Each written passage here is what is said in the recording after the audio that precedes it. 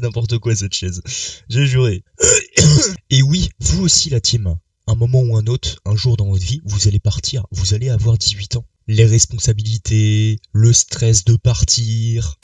Vous allez voir, vous allez voir.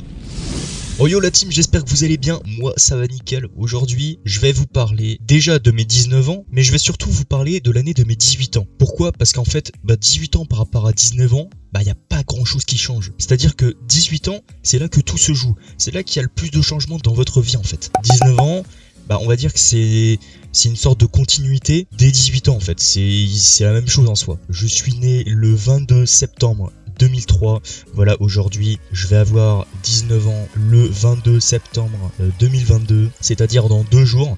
Là je tourne la vidéo le 20, mais normalement elle est censée sortir le 21, et le jour d'après de la sortie de la vidéo, j'aurai 19 ans, voilà. Oh, ouais, je suis désolé. Juste avant de tourner la vidéo, je viens de manger, donc je suis désolé. Alors du coup, qu'est-ce qui se passe à 18 ans, chers amis? Alors, tout dépend après de votre situation à vous, dans votre vie à vous. Moi, en ce qui me concerne, j'ai arrêté l'école à 18 ans, voilà. J'avais, à ma dernière année de scolarité, voilà, j'ai fait un CAP, moi, pour ma part. Et après, quand j'ai terminé mon CAP, qu'est-ce qui s'est passé? Je commence à être un peu plus responsable, je dois m'adapter. Il y a beaucoup de... Vous allez voir aussi, il y a beaucoup de choses dans la vie qui vont vous forcer à vous adapter à la société. Malgré tout, les premiers jours, vous allez pas vous en rendre compte. Alors, ça va venir au fil du temps.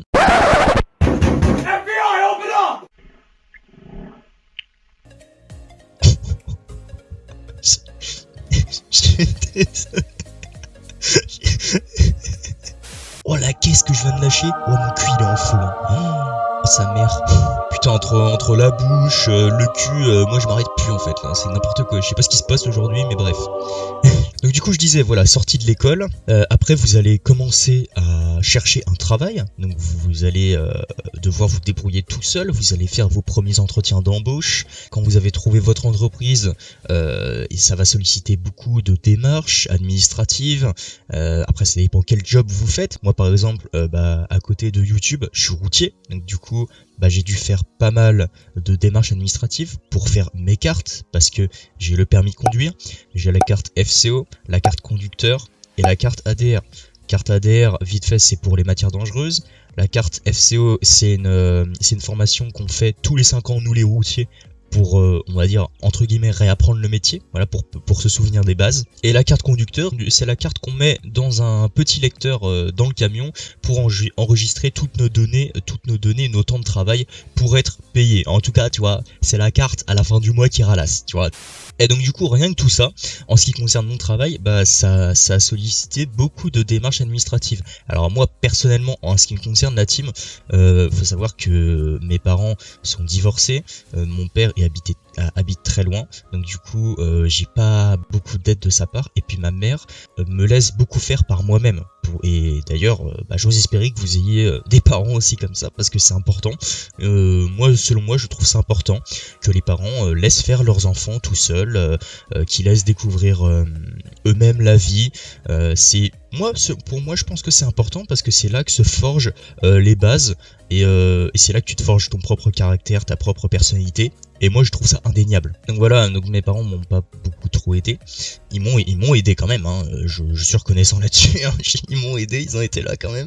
Mais voilà, à partir de cette phase de la vie, voilà, ils me laissent un peu plus me démerder tout seul, et ils ont raison, c'est très bien même. Donc du coup, qui dit travail, la team, dit forcément lieu de travail. Qui dit lieu de travail, ça veut dire qu'il est écarté de ton domicile. Donc du coup, pour s'y rendre, faut quoi? Une voiture. Ok, allez, encore des démarches, c'est parti. En ce qui concerne la voiture, j'ai dû aller me renseigner dans plein de concessions autour de chez moi. Donc du coup, je suis allé voir les voitures. Il y a eu beaucoup de démarches administratives aussi pour les voitures. Vous allez vous rendre compte qu'au fil du temps, c'est beaucoup de paperasse, c'est beaucoup de papier, et ça c'est très chiant à la longue. Vous allez voir, fallait se renseigner pour les assurances aussi, fallait se renseigner sur le véhicule en lui lui-même, donc quel type de moteur tu veux, le kilométrage, l'année de construction de la voiture et tout, c'est plein de facteurs qui rentrent en compte pour la recherche de la voiture. Et pour l'assurance aussi, c'est pareil. Moi, en ce qui me concerne, c'est ma banque qui m'assure, donc du coup, ça a été plus simple. Donc c'est-à-dire que j'avais déjà contact avec eux, donc du coup, c'était plus simple de leur en parler et tout. Ça s'est fait plus rapidement qu'une assurance qui n'est pas une banque, voilà, qui n'est que assureur, on va dire. Et pourquoi il fait pas le focus, putain de caméra de merde là? Non, je sais pas, il fait pas le focus, c'est bizarre. Bref. Bon, du coup.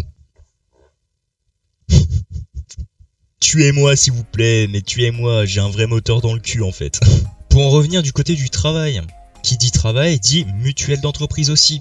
Il y a eu plein de démarches à faire au niveau de la mutuelle. Vous allez voir quand vous allez avoir votre entreprise, chaque entreprise a sa mutuelle, mutuelle obligatoire. Et vous allez voir que voilà, ça sollicite un peu de démarche aussi la mutuelle. Vous aurez la visite médicale de l'entreprise aussi. Quand vous allez avoir votre première entreprise, vous allez devoir remplir un contrat de travail, votre premier contrat de travail. Ça, c'est encore de la paperasse. Et c'est encore des démarches. C'est pareil, ça aussi. Un sujet qu'il faut parler aussi, c'est quoi? Il y a un moment, dans vos premiers salaires, ça vous allez pas y échapper la team. Quand vous allez commencer à travailler, vous commencerez à être imposable. Et ouais, vous allez payer vos impôts. Et ouais, ça, je vous le dis. Vous avez la rentrée, vous êtes encore à l'école. Mais profitez de ces bons moments. Après, vous aurez les impôts à payer. Et oui. C'est pas mon cas parce que je suis au chômage. Oui, qu'est-ce qu'il y a? Y'a un problème? Concernant la banque aussi. Désolé. Voilà, c'est ça. Je recherchais le mot. Il y a un moment, vous allez avoir le choix de faire procuration sur vos comptes bancaires. Ça veut dire quoi? Ça veut dire si vous avez envie que vos parents aient accès ou non à vos comptes bancaires. C'est ça en gros. Donc moi par exemple je l'ai fait, comme ça je suis complètement indépendant envers mes comptes. Voilà, c'est un choix. Faut savoir la team que tout ce que je vous dis depuis le début, ça sollicite quoi? Des rendez-vous, donc du coup des déplacements. Et oui, donc du coup, voilà, je vous dis, tout ça c'est de la paperasse et tout, vous allez devoir faire ça et tout, les démarches et tout. Mais ça sollicite des rendez-vous aussi, donc du coup des déplacements. Et ouais, attends quand même, faut que ce soit chiant du début jusqu'à la fin. Quand j'y pense aussi, vous allez être un moment indépendant au niveau de la sécurité sociale. Quand vous avez été mineur, vous êtes toujours été sous le numéro de sécurité sociale de vos parents. Et là, ça sera le vôtre. Donc du coup, ça sera pas pareil. Encore une chose qui bascule vraiment vers vous et qui n'est plus à charge de vos parents. Après, il y a plein de petites choses comme les rendez-vous médicaux avec votre généraliste ou n'importe quoi, qui sont des choses que vous décidez par vous-même si vous voulez le faire tout seul ou si vous voulez encore être avec vos parents. En général, à 18 ans, on va tout seul chez le médecin, en général. À moins que t'aies peur et que t'aies pas trop confiance en toi, tu vas avec ton kleps et puis voilà, mais bon... Et surtout, quand on se croit un peu fifou sur la route, et quand on fait un peu des conneries, comme des excès de vitesse ou je sais pas quoi, quand vous commencez à avoir votre permis, votre voiture, et vous prenez le risque de vous prendre des amendes comme moi. Les amendes c'est quoi? Allez hop, c'est des démarches, c'est des trucs, voilà. Vous avez compris le délire en fait. Dans la vidéo, il y a un moment où j'ai parlé de chômage, oui. Après, tout dépend encore de votre situation à vous. Mais moi, personnellement, je suis sorti de l'école, j'ai travaillé pendant 6 mois dans une entreprise. Ça s'est très mal passé. J'ai fait une rupture conventionnelle. En gros, je vous explique vite fait le délire. Les 3 types. Un licenciement, c'est quand l'entreprise vous vire. Donc du coup, ils vous demandent même pas votre avis. Une démission, c'est quand moi, je prends la décision de partir de l'entreprise. Et une rupture conventionnelle, c'est entre les deux. En gros, c'est quand l'entreprise et moi sommes d'accord que je parte. C'est ça en gros. Donc du coup j'ai fait ça. Et donc du coup vu que je suis parti, ça m'a amené à quoi? À m'inscrire à Pôle emploi. Donc encore des démarches. Et très très longues ceux-là d'ailleurs. Parce que putain, qu'est-ce que c'est casse-couille. Pourquoi Pôle emploi, vous allez me dire? Parce que Pôle emploi, autrement appelé la NPE à l'époque, est le très très beau système unique en son genre de notre pays qui consiste à toucher le chômage. Donc du coup forcément, voilà, je vais pas passer à côté de ça. Du coup je me suis inscrit à Pôle emploi qui a pris beaucoup de temps. Je leur ai envoyé les bulletins de salaire, le justificatif de l'employeur, tout un tas de papiers, je sais même plus c'est quoi, je sais même plus les noms et tout, c'est n'importe quoi.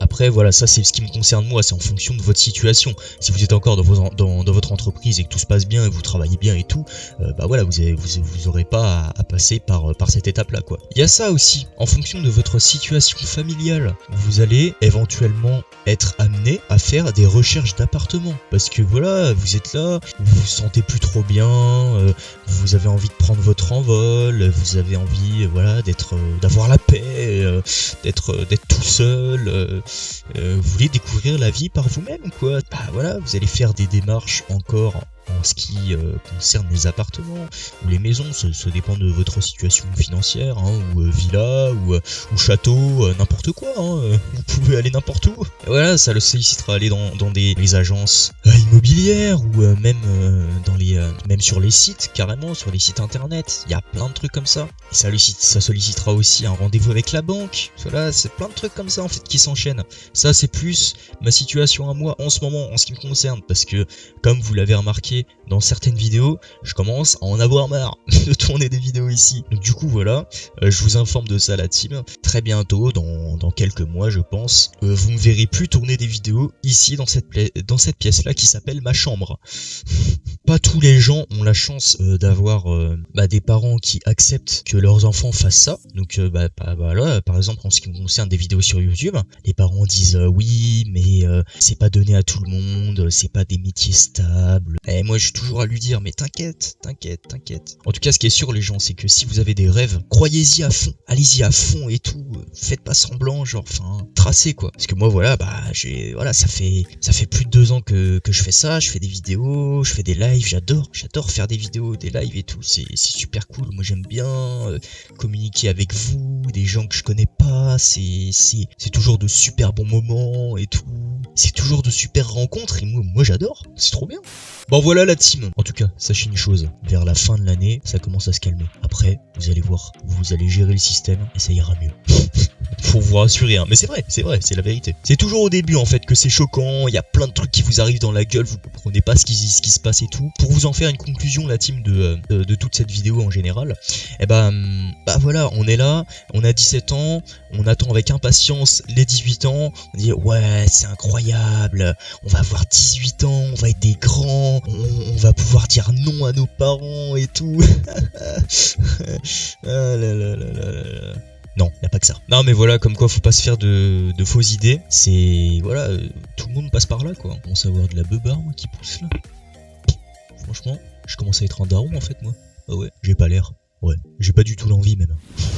Bon voilà la team, c'était avec en tout cas grand plaisir de vous parler de tout ça dans cette vidéo. N'hésite pas à liker, à t'abonner et à partager et à mettre un commentaire à la vidéo pour me soutenir. Putain mon téléphone il fait que de sonner là, ça me casse les couilles. Je vous souhaite une très bonne journée et à très bientôt dans une prochaine vidéo. Allez salut la team.